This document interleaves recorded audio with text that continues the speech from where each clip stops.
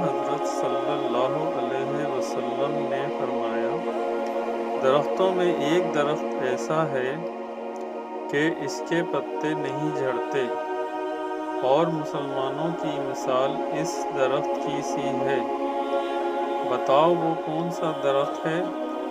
یہ سن کر لوگوں کا خیال جنگل کے درختوں کی طرف دوڑا۔ عبداللہ رضی اللہ عنہ نے کہا، میرے دل میں آیا کہ وہ کھجور کا درخت ہے، مگر میں اپنی کم سنی شرم سے نہ بولا۔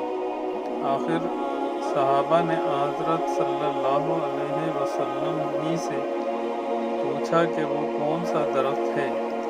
آپ نے فرمایا کہ وہ کھجور کا درخت ہے۔